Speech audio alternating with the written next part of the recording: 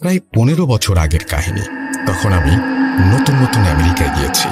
সেখানকার একটি রেস্টুরেন্টের ওয়েটার ছিলাম তখন।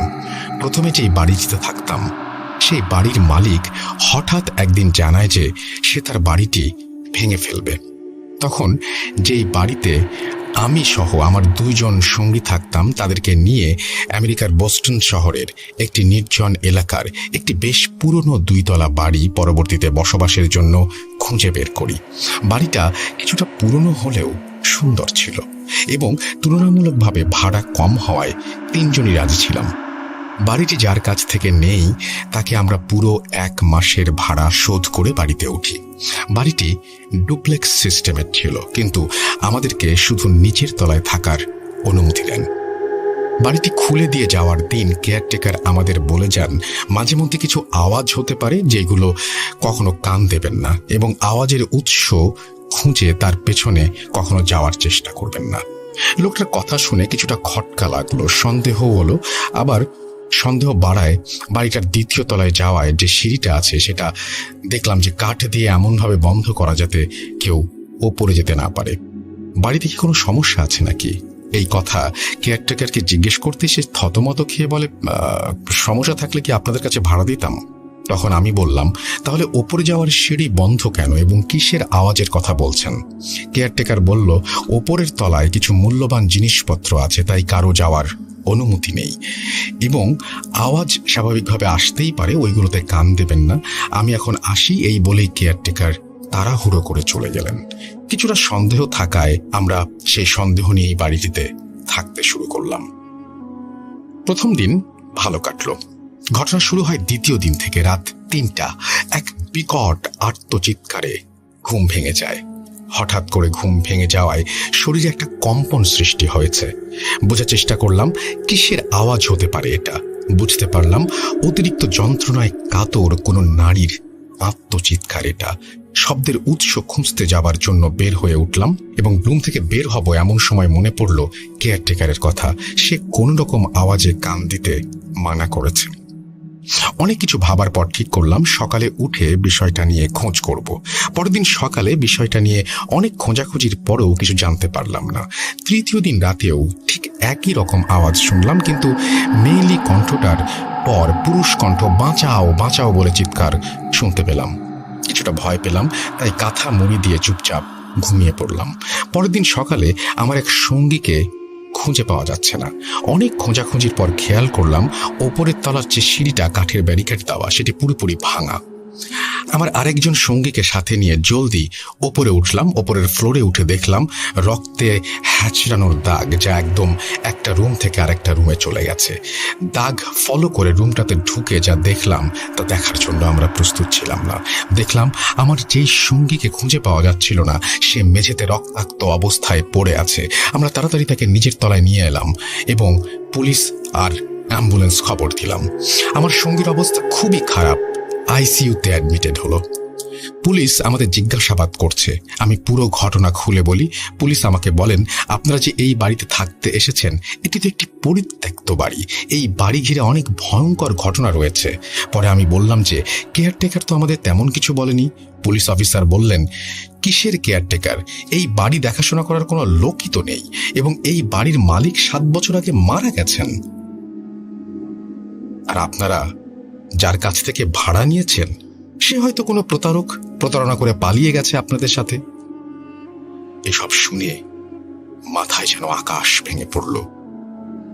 পরে বাড়িটি পুলিশ সিলগালা করে দিয়ে চলে গেল এবং আমার সঙ্গী সুস্থ না হওয়া পর্যন্ত এই শহর ছেড়ে কোথাও যেতে না করলো আমাদের। প্রায় 1.5 মাস পর আমার সঙ্গী কিছুটা সুস্থ হলেন। পরে পুলিশ তার মুখে পুরো ঘটনা শুনতে এলো। তার সাথে ঘটে যাওয়া সেই রাতের ঘটনা সে আমাদের বলতে লাগলো।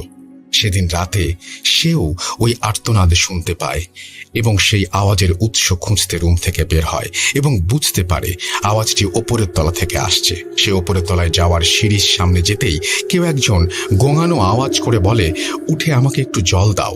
সে একটু সামনে এগোতেই তার ভেতরে কোনো এক অজানা শক্তি কাজ করলো এবং সে সিঁড়ির মাঝের কাঠের ব্যারিকেড ভেঙে ফেললো।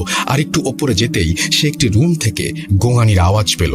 সেই রুমের সামনে আসতেই বিচ্ছিরি এক গন্ধ তার নাকে ভেসে এলো। আর একটু সামনে এগোতে সে দেখতে পেল এক মুমূর্ষ নারীকে। এ কি অবস্থা তার! পুরো শরীর থেকে মাংস পচে গলে পড়ছে এবং নারীটি তাকে দেখে একটু পানি দিতে বলল। এই দৃশ্য দেখে সে ভয়ে পেছন ফিরে এক দৌড় দেয়। এমন সময় সেই নারী ধপ করে তার সামনে চলে আসে এবং সে নারীর সাথে ধাক্কা খেয়ে মাটিতে পড়ে যায়। কোনো মতে উঠে আবার পালাবার চেষ্টা করে, কিন্তু ভয়ঙ্কর নারীটি এইবার তাকে পুরোপুরি চেপে ধরে। এক প্রকার ধস্তাধস্তি হয় তাদের মাঝে এবং অবয়বটা তাকে হাওয়ায় উড়িয়ে নিয়ে একের পর এক দেয়ালে আঘাত করতে থাকে। ফলে এক সময় শরীর ক্ষতবিক্ষত হয়ে এক পর্যায়ে রক্তাক্ত হয়ে সে জ্ঞান হারায়।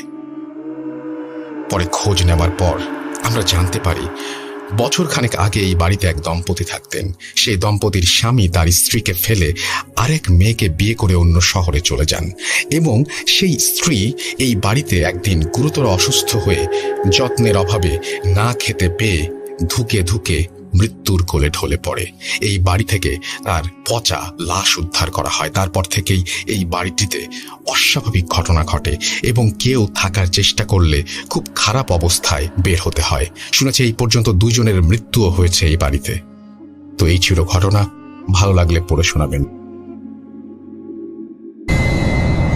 আমি অনেক দিন পর একটা চমৎকার ঘটনা পড়লাম আসলে, এবং এই ঘটনাটা পড়তে গিয়ে আমি কয়েকবার নিজে শিহরিত হয়েছি।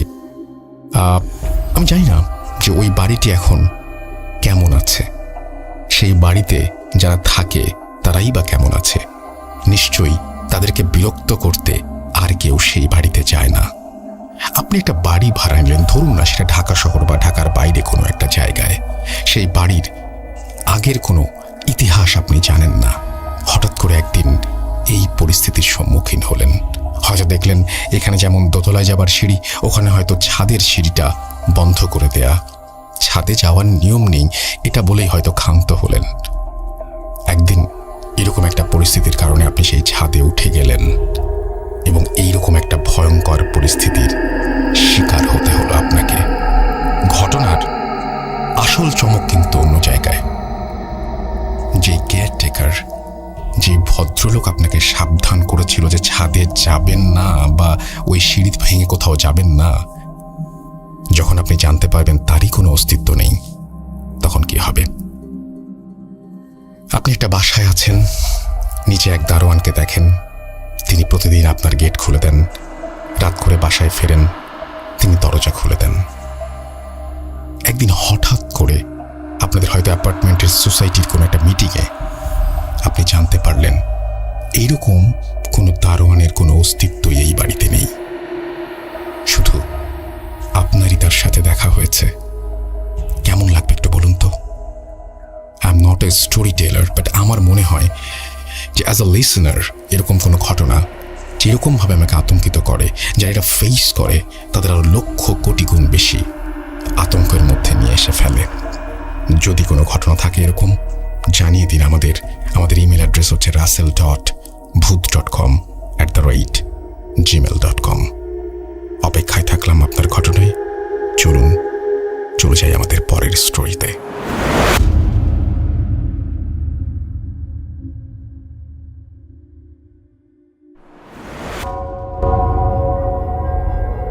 Spirit, be here with me.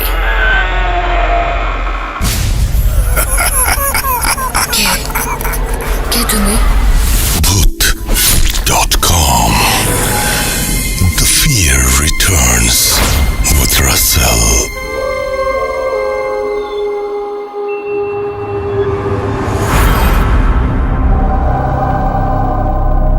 যেভাবে লেখা আছে আমি সেভাবেই পড়ছি। লিখছেন, আসসালামু আলাইকুম রাসেল ভাই, আপনি সবসময় ভালো থাকেন বলেই আপনি কেমন আছেন সেটা জিজ্ঞেস করলাম না। আমার নাম রবিউস সানি নুহাস। কিছুদিন আগে একটি ঘটনা পাঠিয়েছিলাম, আপনি সেই ঘটনা পড়ে শুনিয়েছেন বলে আবার ঘটনা পাঠানোর আগ্রহ পেলাম। আজকে আমি আমার ফুপাতো বোনের সাথে ঘটে যাওয়া একটি ঘটনা আপনাদের সাথে শেয়ার করব।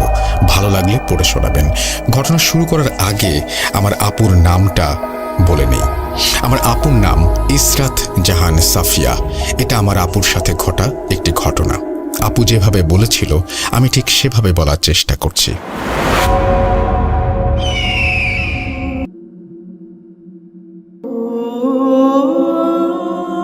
2013 সালের কথা।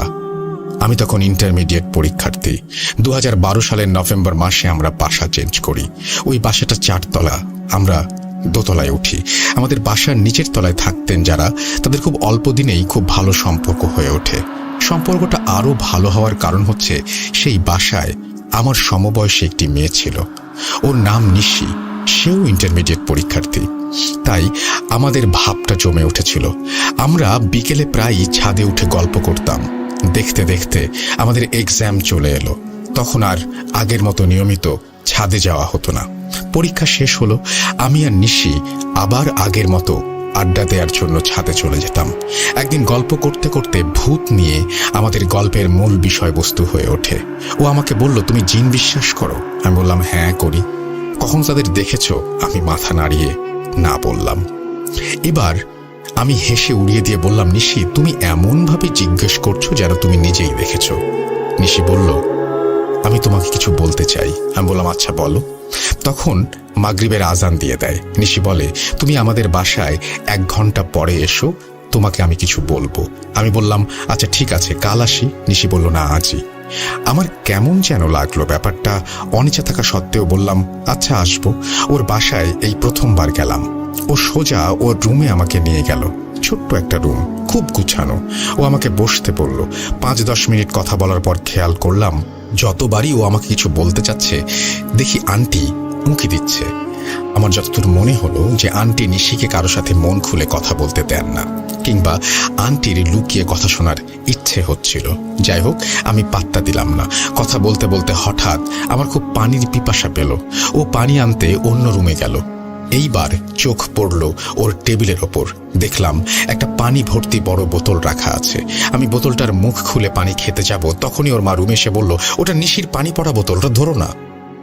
উনি হঠাৎ রুমে চলে আসায় চমকে গিয়ে বোতলটা আমার হাত থেকে পড়ে গেল। নিশি এসে বলল, কিছু হবে না, আমি দেখছি। মনে হলো আন্টি আমার উপর রেগে গেলেন। এইবার দরজা লাগিয়ে নিশি আমার পাশে বসলো। আমি বললাম, এই পানি পড়া কিসের জন্য? ও একটু ভেবে বলল, আমার কথা ছাড়ো, বলবো সব। আচ্ছা, তুমি কি রোজ সকালে দড়িতে লাফ দাও? আমি বললাম, হ্যাঁ মাঝে মাঝে। ও আমার হাতটা শক্ত করে ধরে বলে, আর দড়ি লাফ দিও না প্লিজ। আমি জিজ্ঞেস করলাম, তোমার ঘুমের অসুবিধা হয়? তাহলে আমি বিকেলে দড়িতে লাফ দেব। ও মাথা নাড়িয়ে বলে, তোমাকে আমি মানা করছি, তুমি কোনো দিনও দড়িতে লাফ দিও না। এইবার আমি সত্যি সত্যি মনে মনে রেগে যাচ্ছি, কিন্তু প্রকাশ করছি না। এমন ভাবে বলছে যেন আমার বাসায় দড়িতে লাফ দেওয়ার ব্যাপারটার স্বাধীনতাটুকু পর্যন্ত আমার নেই। আমি দড়িতে লাফ দিলে ওর কি সমস্যা আমি বুঝতে পারছিলাম না। আমি বলি, দেখো কেন নিষেধ করছো যদি কোনো সমস্যা না থাকে? ও আমাকে থামিয়ে দিয়ে বলে, তোমার সমস্যা হবে, কষ্ট হবে। আমি তোমাকে রিকোয়েস্ট করছি, প্লিজ সাফিয়া, আমি তোমার ভালো চাই। এইবার আমি রেগে গিয়ে ওর হাতটা সরিয়ে বললাম, হয় নিষেধ করার কারণটা বলো, আর না হলে আমাকে মানা করো না। আমি বাসায় গেলাম। পেছন থেকে অবশ্য ও কয়েকবার ডেকেছিল, আমি পাত্তা দেইনি। রাতে খুব খারাপ লাগছিল। ওর সাথে ওইভাবে কথা বলাটা ঠিক হয়নি আমার। ভেবেছি কাল ছাদে দেখা হলে সরি বলে দেব, কিন্তু ওকে আর আমি পরের দিন ছাদে পাইনি। তাই সোজা তার বাসায় গেলাম। দেখি বাসায় 7 তলায় তালা মারা। মার কাছে শুনতে পাই ওরা গ্রামের বাড়ি গিয়েছে। ভাবলাম তাহলে পরে দেখা করে নিব। এদিকে আবার শুরু করলাম দড়িতে লাফ দেয়া। ভাবলাম ওরা বাসায় নাই, ওদের আর সমস্যা হবে না, ইচ্ছে মতো দড়িতে লাফ দিতাম। হঠাৎ খেয়াল করি আমার কোমরে ব্যথা অনুভব করছি, তাও দড়িতে লাফ দিলাম। ভাবলাম একদিন এক্সারসাইজ না করলে আমার শরীর আরো ব্যথা করবে, কিন্তু না, ব্যথা আমার মোটেও কমছে না। এই ব্যথা যেন যন্ত্রণায় পরিণত হচ্ছে। লুকিয়ে লুকিয়ে প্যারাসিটামল খেতে লাগলাম, না তাও কমছে না। এমন দিন গেল আমি একদিনে 4-5টা প্যারাসিটামল খাচ্ছি, কিন্তু ব্যথা কমছে না। মা ইদানিং খেয়াল করছেন আমি অসুস্থ হয়ে যাচ্ছি, আগের মতো ছোটাছুটি করতে পারছি না, কেমন যেন নিস্তেজ ভাব। ব্যথা সহ্য করতে না পেরে মার সামনে একদিন কেঁদেই দেই। মা বলে, কাল ডাক্তারের কাছে নিয়ে যাব, ধৈর্য ধরো, রাতটা পার করো কোনো রকম, আমি সকালে উঠে যাব। একি দেখি আমার গায়ে জ্বর, ব্যথার সীমা পরিসীমা যেন বাঁধ ভেঙে ফেলছে। এত যন্ত্রণা আমার আগে হয়নি। আমি একা শুয়ে থেকে আর উঠে বসতে পারছি না। মাকে ডাকলাম। মা এসে আমার এই অবস্থা দেখে ভয় পেয়ে গেলেন। আমাকে মা বসতে সাহায্য করলেন। বিশ্বাস করেন, এত যন্ত্রণা আমার আগে কখনো হয়নি। মনে হচ্ছিল আমার কোমরের হাড় ভেঙে গিয়েছে, ব্যথায় আমার গলা শুকিয়ে যাচ্ছে। টানা 30 মিনিট পর আমি উঠে বসি। মাকে বলি, আমার গলা শুকিয়ে গিয়েছে, আমাকে পানি খাওয়াও। আমি টানা 3 গ্লাস পানি খেয়েছিলাম। আসলে আমার গলা না, আমার যেন আত্মাটাই শুকিয়ে গিয়েছিল। সকাল পেরিয়ে দুপুর হলো। এই ব্যথায় যেন আরো এক নতুন মাত্রা যোগ হলো। যেমনটা আমাদের ঘুমের সময় পায়ের মাসেলের রগে টান পড়লে হয়, ঠিক তেমন। আর সহ্য করতে পারছি না, কিছুক্ষণ পরপরই রগের টান। এদিকে মা তো অস্থির। আমার মামা অর্থোপেডিক্সের ডাক্তার। মা এইবার মামাকে কল দিয়ে বিস্তারিত বললেন। মামা এক্স-রে করে দেখেন, আমার হাড়ে ফ্র্যাকচার হয়নি, তবে এত যন্ত্রণা কিসের? মামা বুঝতে পারছেন না। মামার দেওয়া ওষুধে ব্যথা কমছে না। যতক্ষণ ওষুধের পাওয়ার থাকে ততক্ষণ ব্যথা থাকে না। এটা তো আমার চিন্তার বিষয়। এদিকে দিনে দিনে আমার অবস্থা আরো খারাপ হতে লাগলো। বিছানায় বসেই খাওয়া, ঘুম আর ঘরের ভেতরেই টয়লেটের ব্যবস্থা করা হয়েছিল। সবটা আমার মা একা করেছিলেন। মা গভর্নমেন্ট স্কুলের হেডমিস্ট্রেস, তাই মাকে সারাদিন কাছে পেতাম না। তখন আরো বেশি মনে হতে লাগলো আমি একা, আর মা ছাড়া আমি একদম চলতে পারবো না। আমার পৃথিবী যেন ধীরে ধীরে ছোট হয়ে আসতে লাগলো। ফেসবুকে দেখে সব ফ্রেন্ডরা বিভিন্ন ভার্সিটিতে ভর্তি হয়ে গিয়েছে। তখন মনটা আরো বেশি খারাপ হয়ে যেত। মনে হতো বন্ধু বান্ধব, আত্মীয় স্বজন সবাই যেন আমাকে ভুলে যাচ্ছে। কেমন একটা একাকিত্ব আমাকে ঘিরে ধরেছে। 20 দিন পরেও যখন আমার সুস্থতার কোনো আলামত পাচ্ছিলাম না, তখন মামার পরামর্শে অন্য এক ডাক্তারের কাছে যাই। উনি আমাকে এমআরআই করতে দেন। আমি তো হাঁটতেই পারি না, তাই আমাকে হুইল চেয়ারে করে এমআরআই করানো হয়। হুইল চেয়ারে বসে মনে হচ্ছিল, এটাই যদি আমার লাইফ হয় তাহলে কি হবে? আমি তো বেঁচে থাকতে পারবো না, আমি বেঁচে থেকেও মরে যাব। যাক, ডাক্তার আমাকে ওষুধ দিলেন। উনি বললেন ভালো হয়ে যাবে। আমার বিশ্বাস হয়নি, তাই কেঁদে দিলাম ডাক্তারের সামনেই। মা রোজ নামাজ পড়ে কাঁদতেন আমার অসুস্থতার জন্য। আমিও পাশের রুমে মায়ের কান্না শুনে কাঁদতাম। দিনগুলো খুব কষ্টে কাটতে লাগলো। কিছুদিন পরের কথা বলি। আমি ঘরে একা, হঠাৎ কান্নার শব্দ পেয়ে ঘুম ভাঙে। কান্নাটা একটা বাচ্চার কান্না মনে হলো। বাচ্চাটা এমনভাবে কাঁদছে যেন আরেকটু বেশি কাঁদলে ওর গলা দিয়ে বমি হয়ে যাবে। মাকে এত ডাকলাম, মা আসলো না। আমি একা একা শুয়ে উঠে বসার চেষ্টা করলাম। এত কষ্ট হচ্ছে, তাও যেন উঠে বসার চেষ্টা চালিয়ে যাচ্ছি, হার মানছি না। কতক্ষণ পর বসতে পেরেছিলাম বলতে পারবো না। এখন তো দাঁড়াবার পালা। সাহস করে ওয়াল ধরে দাঁড়ানোর চেষ্টা করি। মনে হচ্ছিল কোমরের রগগুলো টানছে, টনটন ব্যথা, কি যন্ত্রণা, যেন রগগুলো ছিঁড়েই যাবে। শুনতে পেলাম বাচ্চাটার কান্নার সাথে সাথে কাশি হচ্ছে। বুঝলাম ওকে শান্ত করতে না পারলে খারাপ কিছু হবে। কিভাবে যেন চেষ্টা করে দাঁড়িয়ে গেলাম। এখন হাঁটবো কিভাবে? আমার গলা শুকিয়ে যাচ্ছে। তাকিয়ে দেখলাম বালিশের কাছে আমার পানির বোতল। এখন নিতে গেলে যদি আর দাঁড়াতে না পারি, এই ভেবে পানি খাইনি। এখন যেন বাচ্চাটা ঘন ঘন কাশতে লাগলো, আর যেন জোরে জোরে চিৎকার করে কাঁদতে লাগলো। মনে মনে আমি আল্লাহর নাম নিচ্ছিলাম, আমাকে একটু শক্তি দাও আল্লাহ, মাসুম বাচ্চাটার খুব কষ্ট হচ্ছে। একটু একটু করে আমি পাশের রুমে হেঁটে যেতে চেষ্টা করি। ওয়াল ধরে ধরে এক পা করে এগোতে থাকি। জানি না কতক্ষণ লেগেছিল। গিয়ে দেখি একটা সুন্দর বাচ্চা, মুখটা এত মায়া, 8-9 মাস বয়স হবে। বললাম, এই দেখো আমি এসে গিয়েছি, কেঁদো না, আমার কাছে আসো। আসো বলছি, দেখলাম ও এলো না। তাই আমি ওখানে দাঁড়িয়েই তার কান্না থামানোর চেষ্টা করছি, তাকে হাসানোর চেষ্টা করছি। কিছুক্ষণ পর কান্নাটা থেমে গেল। ও খুশি হয়ে যেন আমাকে দেখে। আমি ভেঙচি কেটে তাকে আরো হাসাচ্ছি। কি মিষ্টি হাসি, মাশাআল্লাহ। হঠাৎ আমার মা আমাকে ডাক দেয়। আমি মায়ের ডাকে সাড়া দিয়ে চোখ খুলে বুঝতে পারি আমি ঘুমিয়ে স্বপ্ন দেখছিলাম। সেই দিন সকালে আমি নিজে উঠে বসার চেষ্টা করি। ভাবলাম, স্বপ্নে তো ঠিক উঠতে পেরেছিলাম, তাই চেষ্টা করে দেখতে চেয়েছিলাম। কিন্তু সেদিনও একা শুয়ে থেকে উঠে বসতে পারিনি। মুচকে এসে মনে মনে বললাম, স্বপ্ন তো স্বপ্নই। সাফিয়া, তোমার জীবন 4 দেয়ালে বন্দী। এরপর থেকে প্রায়ই যেন বাচ্চাটাকে আমি স্বপ্নে দেখতে শুরু করি। স্বপ্নে ওর সাথে গল্প করি, খেলি, কিন্তু কখনই তাকে স্পর্শ করিনি। যেন নির্দিষ্ট দূরত্ব আমাদের মাঝে। আমি চাই ওকে আদর করতে, কোলে নিতে, কিন্তু ওকে ধরতে পারি না। তবে একদিন স্বপ্নে একটু অন্যরকম কিছু দেখি। বাচ্চাটার হাসির শব্দে আমার ঘুম ভাঙে। তাকে একবার দেখবো বলে আমি পাশের রুমে ছুটে যাই। বিশ্বাস করেন, ওর কাছে যাওয়ার পর আমাকে এই অসহ্য ব্যথা সহ্য করে যেতে হয়, তাও তাকে একবার দেখার ইচ্ছেতে আমি পাগলের মতো সেদিকে ধাবিত হই। তখন স্বপ্ন না বাস্তব আমি বুঝি না, আমার কাছে সবকিছুই সত্যি মনে হয়। এবার দেখি বাচ্চাটি খাটের উপরে বসে হাসছে আর খেলছে, আর লক্ষ্য করে দেখি ওর পাশে কেউ নামাজ পড়ছে। বাচ্চাটা এত খুশি আমাকে দেখে কি বলবো, যেন ও আমাকে দেখে হামাগুড়ি দিয়ে ছুটে আসতে চাচ্ছে। আমি খেয়াল করলাম বাচ্চাটা যেন খাটের খুব কিনারায় চলে এসেছে, আর একটু এগুলেই পড়ে যাবে, মাথা ফাটবে। এ দেখে আমি পাশে যে নামাজ পড়ছে তাকে বলছি, এই যে বাচ্চাটাকে ধরেন, ও পড়ে যাবে। মনে হলো উনি নামাজের ধ্যানে শুনতেই পাননি আমার কথা, আমি যে ডাকছি। বুঝলাম বাচ্চাটি যখন এগোবে তখনই এক দৌড়ে ওকে ধরতে যাই। নামাজে বসা মহিলাটি মনে হলো চমকে গেলেন। ওকে ধরতে পেরেছি, কি শান্তি লাগলো আমার। সেদিন ফজরের আজান শুনে ঘুম ভাঙে। আমার ঘুম ভাঙলে মনে মনে ভাবি, বাচ্চাটা ব্যথা পেত আমি না ধরলে। আমি হেসে বলি, যাক, এটা তো স্বপ্ন ছিল। আজ অন্য দিনের তুলনায় অনুভব করলাম ব্যথাটা কম। মনে হচ্ছে একটু চেষ্টা করলে আজ শোয়া থেকে উঠে বসতে পারবো। সত্যি সত্যি তাই হলো। ধীরে ধীরে ব্যথাটি কমতে লাগলো। 3-4 দিনের মধ্যে আমি একা বসতে পারি, সাথে একটু চেষ্টা করে দাঁড়াতেও পারি। সবই আল্লাহর রহমত আর আমার মায়ের দোয়া। আমি দোয়া করি আমার চরম শত্রুরও যেমন এমন কষ্ট না হয়। কিছুদিন পর আমাকে দেখতে নিশি এলো। আমি ওকে দেখে খুব খুশি হলাম। অনেক দিন পর এসেছে।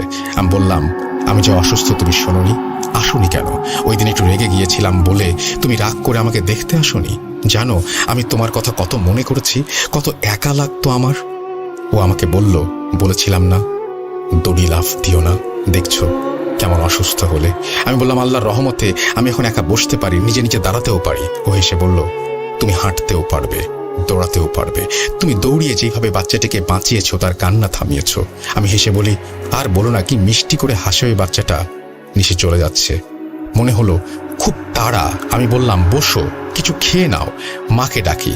নিশি বলল, মা ছাদে গিয়েছেন, দরজা খোলা ছিল তাই ঢুকে পড়েছি। এবার যাই সাফিয়া, আর চিন্তা করো না, তুমি ভালো হয়ে যাবে ইনশাল্লাহ। নিশি চলে যাচ্ছে। কয়েকবার তার নাম ধরে ডাকলাম। একটু পর মনে হলো, সে কি, ও আমার স্বপ্নের কথা কিভাবে জানলো, যেটা আমি মাকেও শেয়ার করিনি। নিশি, নিশি একটু দাঁড়াও। কয়েকবার নাম ধরে ডাকলাম, সাড়া দিল না। মনে হলো ও ততক্ষণে বাসায় চলে গেছে। ভাবলাম পরে ওর কাছ থেকে জেনে নেব স্বপ্নের কথা কিভাবে জানলো। কি আশ্চর্য! ধীরে ধীরে আমি সুস্থ হতে লাগলাম, যেন দ্বিতীয়বারের মতো নতুন করে বাচ্চাদের মতো হাঁটতে শিখলাম। খেয়াল করলাম স্বপ্নে বাচ্চাটিকে আর দেখি না। 5 মাস লেগেছিল সুস্থ হতে। কিভাবে যে দিন চলে গিয়েছিল আল্লাহই জানেন। মনে মনে ভাবলাম আজ নিশির বাসায় যাব। বিকেলে ওদের বাসায় গেলাম। গিয়ে দেখি ওর মা বাসায়। বললাম, আন্টি নিশি কোথায়? ওকে একটু ডেকে দেন না। আন্টি এমন ভাবে আমার দিকে তাকিয়ে বলল, তুমি জানো না নিশি 3 মাস আগে বাসা থেকে পালিয়ে গিয়েছে, ও বিয়ে করেছে। আমি অবাক হলাম। 3 মাস আগে? তার মানে আমি তো 10-12 দিন আগে ওর সাথে কথা বলেছি। কি বলেন আন্টি, বিশ্বাস হচ্ছে না। তখন উনি নিশির কথা আমাকে কিছু বললেন।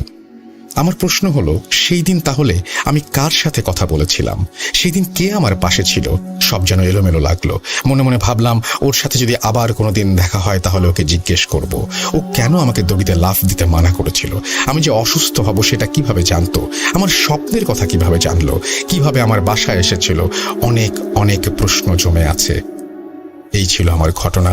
সেই দিন নিশির মায়ের সাথে কথা বলে নিশির পানি পড়ার কথাও জানতে পেরেছিলাম। নিশির জীবনের কথা শুনতে আগ্রহী হলে আমি শোনাবো। তবে বলে রাখি, এরপর ওর সাথে আমার আর কখনো দেখা হয়নি, কারণ আমরা 2-3 মাস পরে বাসা বদলাই। আসলে সৃষ্টিকর্তার ওপর সবসময় ভরসা রাখতে হয়। তাই মাঝে মাঝে নিজেকেই নিজে সান্ত্বনা দেই, আল্লাহ আমায় স্বপ্নে হয়তো পরীক্ষা করেছিল। পরীক্ষায় বাচ্চাটির খারাপ চাইনি বলেই হয়তো আমি আল্লাহর পরীক্ষায় উত্তীর্ণ হতে পেরেছি। সাথে সাথে মায়ের দোয়া তো ছিলই। যাই হোক, আমার জন্য দোয়া করবেন। সবাই ভালো থাকুন, সুস্থ থাকুন, এই দোয়া করি। আল্লাহ হাফেজ। তো এই ঘটনাটা আমি আমার দাদির কাছ থেকে শুনেছি, এবং এই দাদি এই ঘটনাটা তার যে ভাইপো অর্থাৎ ভাইয়ের ছেলে, সেই ছেলের সাথে ঘটেছিল। তো সেই ঘটনাটা আমি দাদির মুখ থেকে যেভাবে শুনেছি আপনাদের সাথে আমি সেভাবেই শেয়ার করছি। তো ঘটনাটা আজ থেকে প্রায় 30 বছর আগে ঘটে যাওয়া। তো আমাদের এই সিরাজগঞ্জের রায়পুরে জুট মিল আছে, এটা প্রায় সবাই জানেন। তো এই জুট মিলে ওই আমার দাদির যে ভাইপো, তার নাম হচ্ছে হাসমত আলী। তো তিনি ওই জুট মিলে তখন কাজ করত। তো তাদের ডিউটি ছিল 2 শিফটে। তো প্রথম শিফট 6টা থেকে 10টা পর্যন্ত, আর দ্বিতীয় শিফট ছিল 10টা থেকে 2টা পর্যন্ত। তো এই হাসমত আলী যিনি, উনি দ্বিতীয় শিফটে ঢোকে এবং 10টায় মিলে ঢোকেন এবং তার ডিউটি শেষ করে 2টায় বের হন। তো তিনি 2টায় মিল থেকে বের হয়ে আগে তার বাসায় যান। বাসায় যাওয়ার পর তার মাকে বলেন ভাত দিতে। তো তিনি ভাত খেয়ে তার মাকে বলেন যে আমি যমুনা নদীতে যাব। তো যমুনা নদীতে তিনি মাছ শিকার করার জন্য যাবেন। তো তার মা জিজ্ঞেস করে সাথে আর কে কে যাবে, আর সে যেন ফিরতে দেরি না করে। তো সে বলে যে না, আমার ফিরতে দেরি হবে না, আমার সাথে আরো 2 জন আছে আমার বন্ধু। তো সেই বলে বাড়িতে থাকা, আমাদের এলাকায় ওটাকে বলে তৈরা জাল, অথবা অন্যান্য এলাকাটাকে ঝাঁকি জালও বলে থাকেন। তবে শুদ্ধ কোনটা সেটা আমার জানা নেই, আমি সেটাকে তৈরা জালই বললাম। তো তিনি তৈরা জাল নিয়ে তার 2 বন্ধুকে সাথে নিয়ে যমুনা নদীতে চলে যান মাছ শিকার করার জন্য। তো মাছ শিকার করার জন্য তারা প্রথমে নদীর যে মূল ঘাট, অর্থাৎ আমাদের এখানে মতিন সাহেবের ঘাট বলে ওইটাকে, তুই মতিন সাহেবের ঘাটে পৌঁছান এবং সেখানে পৌঁছে এই আমার দাদির যে ভাইপো অর্থাৎ হাসমত আলী, তিনি ওই নদীর উত্তর দিকে রওনা দেন। অর্থাৎ তৈরা জাল দিয়ে খেওয়াইতে খেওয়াইতে তিনি উত্তর দিকে রওনা দেন এবং তার যে 2 বন্ধু তারা 2 জন দক্ষিণ দিকে রওনা দেন। তো এইভাবে তারা বেশ কিছুক্ষণ খেওয়াতে খেওয়াতে হাসমত আলী উত্তর দিকে চলে যান এবং তার বন্ধুরা দক্ষিণ দিকে চলে যায়। তো হাসমত আলী খেওয়াচ্ছিলেন তৈরা জাল দিয়ে, কিন্তু কোনো মাছ উঠছিল না। তিনি খুব হতাশ হয়, মাছ ওঠে না। এদিকে তার বন্ধুরাও তার থেকে অনেক দূরে, ডাকলে শুনতে পাবে না। তো হাসমত আলী খেওয়াতে খেওয়াতে তিনি দেখেন যে একটা মিষ্টি আলু নদীর পানি দিয়ে ভেসে যাচ্ছে। তো মিষ্টি আলুটা বেশ বড় সড়ো, দেখতে ভালোই ছিল। তো তিনি করেন কি, ওই মিষ্টি আলুটা পানির ভেতর থেকে তুলে পানিতে মিষ্টি আলুটা ধুয়ে 2-1 কামড় খান। খেয়ে তেমন ভালো না লাগায় মিষ্টি আলুটা আবার পানিতে ফেলে দেন। তো মিষ্টি আলুটা পানিতে ভাসতে ভাসতে চলে যায়। তো এরপর ওই হাসমত আলী নদীর পানিতে একটা খেয়াও দেন তৈরা জাল দিয়ে। তো এইবার খেয়াও দেওয়ার পর তিনি জাল যখন গোটাচ্ছিলেন, তো তখন তিনি জালে একটা ভার কিছু অনুভব করলেন। তো তিনি এবার হতাশ থেকে আশায় ফিরলেন, ভাবলেন যে এবার হয়তো জালে কোনো বড় সড়ো একটা মাছ ধরা পড়েছে। তো হ্যাঁ, তিনি যখন টেনে টেনে পাড়ে তুলছিলেন জালটা, দেখলেন যে হ্যাঁ, একটা বড় সড়ো বোয়াল মাছ। তো ওজন প্রায় 20-25 কেজি হবে, এইরকম আকৃতির একটা বোয়াল মাছ। তো তিনি জালটা গুটিয়ে গুটিয়ে পাড়ে তুলছেন। তো তিনি দেখলেন যে এই মাছটা তিনি একা তুলতে পারবেন না, মানে হয়তো তুলতে পারবেন, কিন্তু জাল থেকে যখন মাছটা ছাড়াবেন যদি লাফ দিয়ে বের হয়ে যায়।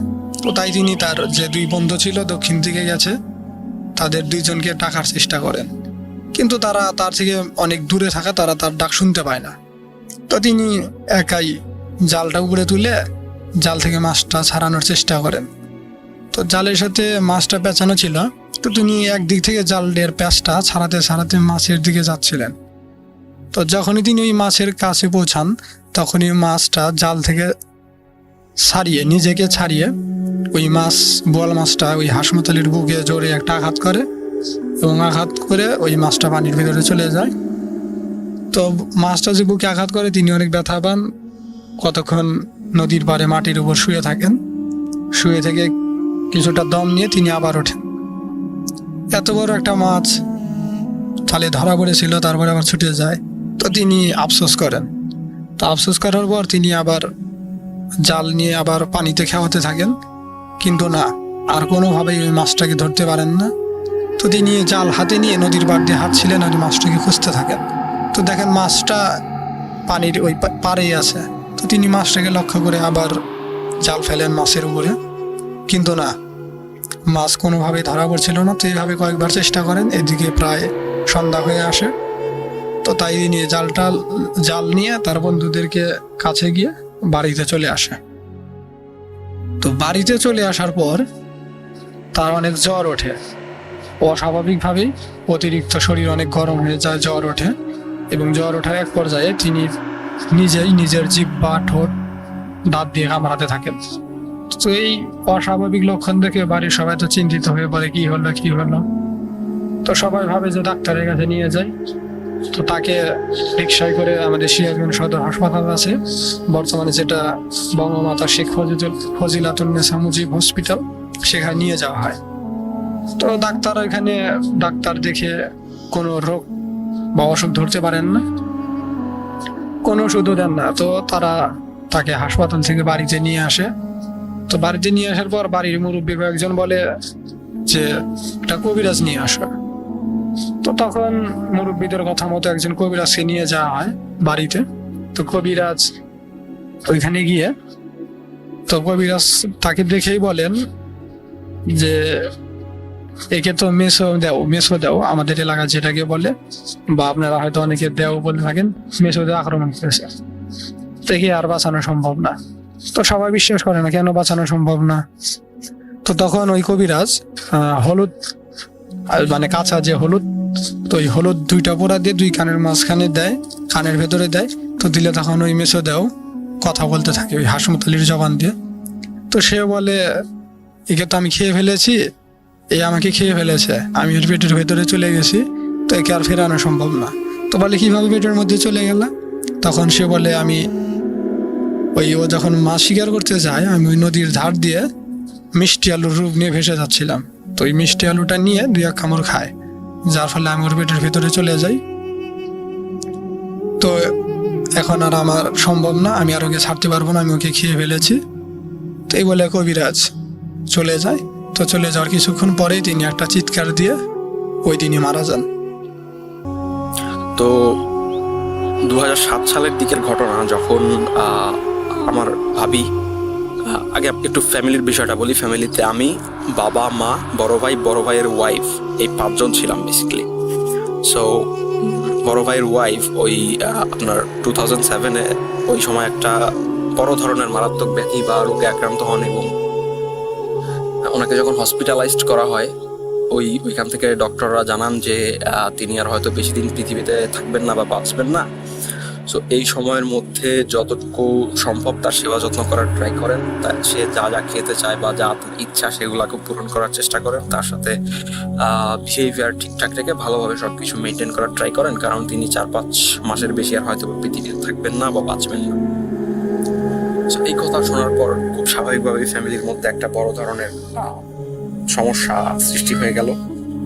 অ্যান্ড ওনার অসুস্থতার মাত্রাটা এতই ছিল যে উনি দেখা গেছে একদম বিছানায় পড়ে গেছেন, বিছানা থেকে উঠতে পারেন না, খাবার দাবারও একদম খাওয়া বন্ধ হয়ে গেছে টোটালি, মানে খুবই বাজে অবস্থা। তো এই অবস্থায় উনি এভাবেই চলছে, সবকিছু ট্রিটমেন্ট চলছে স্বাভাবিকভাবে। ডাক্তাররা যে সকল ওষুধ সাজেস্ট করেছিলেন সেই সকল ওষুধ দিয়ে স্বাভাবিক ট্রিটমেন্ট আর কি চালানো হচ্ছে কোনো রকম। অ্যান্ড যা উনি চাচ্ছেন, খাবার দাবার টুকটাক এরকম পূরণ করা হচ্ছে আর কি। সো এইভাবেই চলছে। অ্যান্ড উনি আল্লাহর নাম পর্যন্ত কানে দেওয়ার একটা সিচুয়েশন তৈরি হয়ে গেছিল ওই সময়। তো যেই মেইন ঘটনাটা এই গল্পের আকর্ষণ, সেটা হচ্ছে একদিন রাতে উনি ঘুমিয়ে আছেন, সম্ভবত রাত 2:30 কি 2টা হবে এরকম সময় উনি রাত্রে ঘুমিয়ে আছেন। সম্ভবত বলে রাখি, আমরা হচ্ছে এই সময়টাতে ঢাকাতে যে কোনো একটা, পুরান ঢাকার যে কোনো একটা জায়গাতে থাকতাম, ঢাকাতে। সো যেই বিল্ডিংটাতে থাকতাম সেই বিল্ডিং এর 2nd ফ্লোরে হচ্ছে ভাইয়ারা ওইখানে ওই দিন রাত্রে ছিলেন। সো যেই ঘটনাটা হয় সেটা হচ্ছে রাত 2টা 2:30টার দিকে উনি ঘুমিয়ে আছেন। হঠাৎ করে উনি ঘুমের ভেতর বা স্বপ্নের ঘুরে উনি খেয়াল করছেন কেউ ওনাকে ডাকছে ওনার নাম ধরে। সো ওনাকে এভাবে ডাকছে, উনি সরাসরি ভাবে উত্তর না নিয়ে হুহু করছেন শুধু। সো কিছুক্ষণ পর উনি হচ্ছে এটা স্বপ্নের মাঝেই দেখলেন নাকি উনি চোখ খুলে দেখলেন, বিষয়টা এখন পর্যন্ত উনি ক্লিয়ার না। বাট উনি দেখলেন যে অনেক লম্বা কেউ একজন, সম্ভবত উনি 10 ফুটের বেশির কথা বললেন আর কি, 10 ফুট কিংবা তারও উপরে হবে, মানে 10 ফুটের বেশি হবে। বিকজ উনি যতটুকু আমাকে বর্ণনা করলেন বা ফ্যামিলিতে পরবর্তীতে যতটুকু বর্ণনা করেছিলেন, যে উনি যেহেতু দ্বিতীয় তলায় খাটে শুয়ে আছেন, 3য় তলায় ছাদটা ওনার উপরে, রাইট? সো উনি এমনভাবে বর্ণনা করলেন যে 10 ফুটের কিংবা তারও উচ্চতা সম্পন্ন যেই ব্যক্তিটা, ওখানে দেয়াল ভেদ করে কেউ একজন নেমে আসলেন এবং ওই তার পরনে ছিল একদম সম্পূর্ণ সাদা কাপড়, কি কিছু বলতে পারলেন না, বললেন সম্পূর্ণ সাদা একটা আবরণ, কাপড় টাইপ হবে সম্ভবত, সম্পূর্ণ সাদা ড্রেস, অনেক লম্বা সাদা দাড়ি এবং অনেক লম্বা পরহেজগার, হাতে সম্ভবত একটা তসবি ছিল। সো উনি এরকম দেখলেন এবং উনি এতই লম্বা যে একদম দ্বিতীয় তলার ফ্লোরে উনি পা রেখেছেন এবং উনি এত লম্বা যে তৃতীয় তলার যেই ফ্লোর, অর্থাৎ দ্বিতীয় তলার ছাদ এবং তৃতীয় তলার ফ্লোর সেম জিনিস, ওই জিনিসটা ভেদ করে ওনার মাথার উপরে উঠে গেছে, বাট উনি সবকিছু দেখতে পাচ্ছেন একদম। তখন দ্বিতীয় তলার ছাদ একদম ট্রান্সপারেন্ট হয়ে গেছে অ্যান্ড ওই ব্যক্তিটাকে সম্পূর্ণভাবে দেখা যাচ্ছে। সো উনি বলছেন ওই সাদা জুব্বা বা এরকম পরিহিত ওই ব্যক্তিটা ভাবিকে বলছেন যে ওইরকম প্রথমে ডাক দিলেন, ডাক দেওয়ার পরে ভাবি উত্তর নিলেন এবং স্বপ্নের ঘরেই উনি ওনাকে দেখছেন এবং ওই সাদা কাপড় পরিহিত ওই ব্যক্তিটা বা এই পরহেজগার বা যেটাই বলি, উনি বলছেন যে তোর, তখন একটু শীতের সময় ছিল, তো খুব বেশি শীত ছিল না, হালকা শীত ছিল, তো যার কারণে বিছানাতেই একটা কম্বল ভাঁজ করে রাখা ছিল। সো ওই সাদা পরিহিত ওই ব্যক্তিটি ভাবিকে বলছেন যে এই কম্বলের তৃতীয় ভাঁজের ভেতরে একটি গাছ রেখে যাচ্ছি, এই গাছটি তুই খাবি, ভোরে খালি পেটে খাবি, আর এই ঘটনাটা আমি যেটা দিয়ে যাচ্ছি শুধুমাত্র তোর শাশুড়ি ছাড়া কারোর সাথে শেয়ার করা যাবে না, এবং শাশুড়িকে শুধুমাত্র জানাতে হবে, শাশুড়ি সম্পূর্ণ গাছ প্রসেস করে দিবে, তার মাধ্যমে তুই এই গাছটি খাবি, তুই এই গাছ খেলে সুস্থ হয়ে যাবি। গাছের ব্যাপারে অর্থাৎ ওনার অসুখ সারানোর ব্যাপারে এই ইনস্ট্রাকশনটা দিলেন এবং এটার পাশাপাশি উনি আরো বেশ কিছু জিনিসপত্র বলে দিয়ে গেলেন, যেমন এই জিনিসগুলো তো প্রথমত কারোর সাথে শেয়ার করা যাবে না, অ্যান্ড আরো কিছু বিষয় বলে গেলেন যে নেক্সট 3 মাসের মধ্যে যেখান থেকেই হোক একটি কালো মুরগি ম্যানেজ করতে হবে, মানে সম্পূর্ণ কালো পশম আবৃত মুরগি ম্যানেজ করতে হবে, একটি মাত্র সাদা পশম বা অন্য কোনো কালারের পশম থাকা যাবে না, একদম হুবহু সম্পূর্ণ মুরগি কালো কুচকুচে মুরগি হতে হবে এবং সেই মুরগি ম্যানেজ করে 3 রাস্তার মোড়ে ছেড়ে দিতে হবে। 3 রাস্তার মোড়ে ছেড়ে দিলে তারা, মানে উনি যেভাবে বললেন আর কি, 3 রাস্তার মোড়ে একটি কালো মুরগি ছেড়ে দিলে আমরা অনেক কিছু ধন সম্পদ বা এরকম কিছু একটা পাবো। তো উনি বললেন যে এই আমরা যদি মুরগিটা ছেড়ে দিই, মুরগিটা যদি দেওয়া হয় তাহলে আমাদেরকে অনেক বড় দালান বা রাজপ্রাসাদ যেভাবে আর কি বলি ওইটা দেওয়া হবে, পাশাপাশি হচ্ছে ঘাট বাঁধানো পুকুর দেওয়া হবে, একদম রাজকীয় হালের একটা বিষয়। এই জিনিসটা বলে গেলেন। এরপর আরো বললেন যে মার্কেটে যাব আমরা, মার্কেটে ফুল ফ্যামিলি বা আমরা মার্কেটে যাব, মার্কেটে গিয়ে যেই জিনিসটা পছন্দ হবে, যত টাকাই হোক, লাখ টাকার দামের ড্রেস হলেও কিংবা অন্য যেই বিষয় আমরা পছন্দ করবো, জাস্ট ওই জিনিসটা মার্কেটে গিয়ে দামাদামি করে আমাদের ভ্যানিটি ব্যাগ বা মানি ব্যাগে যদি হাত দিই সাথে সাথে আমরা টাকা পেয়ে যাব। টাকা যদি আমরা মানি ব্যাগ খালি হাতেও নিয়ে যাই, মার্কেটে গেলে আমরা কোনো জিনিস দামাদামি করার আগে চেক করা যাবে না যে মানি ব্যাগের টাকা আছে কি নাই, এটা চেক করা যাবে না। জাস্ট মার্কেটে গিয়ে যে কোনো জিনিসপত্র কিনতে হবে, কেনার পর মানি ব্যাগে কিংবা মহিলাদের যে ভ্যানিটি ব্যাগ থাকে, ভ্যানিটি ব্যাগে চেক করলেই আমরা টাকা পেয়ে যাব। তো এইসব বিষয়সমূহ উনি বললেন। বলার পরে উনি সামহাউ এইসব বলছিলেন, হঠাৎ করেই উধাও হয়ে গেলেন উনি। অ্যান্ড ফজরের আজান দিল তার ঘন্টাখানেক পর। ফজরের আজান দেওয়ার পর ভাবি ঘুম থেকে উঠলেন। ঘুম থেকে ওঠার পর উনি ভাবলেন এসব স্বপ্ন ভেবে উঠলেন। তারপরেও বললেন, যেহেতু বলছে একটু কম্বলটা চেক করে দেখি কিছু আছে কিনা আসলে। তো কম্বলের 3য় নম্বর ভাঁজ তিনি ওপেন করলেন। ওপেন করার পর দেখলেন যে আসলেই যেটা বলা হয়েছে, এক মুঠো গাছটা যতটুকু আম্মুর কাছ থেকে শুনেছিলাম বর্ণনা করলেন কি ধরনের একটা গাছ। নর্মালি এইসব গাছ পাওয়া যায় না, বাট আম্মু অনেক ছোট থাকতে গ্রামগঞ্জে দেখতেন ওই ধরনের এই একটা গাছ, সম্পূর্ণ হুবহু এরকম না, বাট ওই ধরনের পাতার আকৃতি সম্পূর্ণ একটি গাছ। গাছটির নাম মনে পড়েছিলেন, বাট এই মুহূর্তে আমার এটা মনে করতে পারছি না। যাই হোক, মানে মাঝে মাঝে অনেক সময় আগে দেখা যেত এই ধরনের গাছ। তো এই ধরনের গাছ ভাবি এরকম পেলেন। কম্বলের 3য় ভাঁজ থেকে গাছটি নিয়ে আম্মুর সাথে এই বিষয়টা শেয়ার করলেন এবং আম্মু ওনার কথা শুনে আম্মু প্রথমে বিশ্বাস করলেন না ভাবির কথা শুনে, কিন্তু তারপরেও বললেন যে ট্রাই করে দেখা যেতেই পারে, যেহেতু পেয়েছি অ্যান্ড যেহেতু ডাক্তার এখনো ট্রিটমেন্ট দিতে পারেননি, এই বিষয়টা ট্রাই করে দেখলে ক্ষতি কি।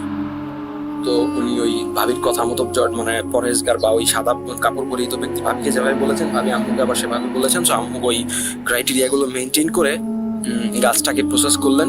গাছ প্রসেস করার পর ভাবিকে গাছটা এভাবে খাওয়াই দেওয়া হলো, বা যেভাবে প্রসেস করতে বলা হয়েছিল সেভাবে করা হলো। তো তারপর থেকে ভাবি এখন পর্যন্ত সম্পূর্ণ সুস্থ আছেন। 2007 সালের ঘটনা, এখন 2021 সাল, এখন পর্যন্ত ভাবি সম্পূর্ণ সুস্থ আছেন আলহামদুলিল্লাহ। তার এখন পর্যন্ত আর কোনো প্রবলেম, ওই রিলেটেড কোনো প্রবলেমই হয়নি, ছোট বড় মিলে কোনো প্রবলেম এখন পর্যন্ত তিনি আর ফেস করেন নাই। তিনি সম্পূর্ণ সুস্থ আছেন, ভালো আছেন।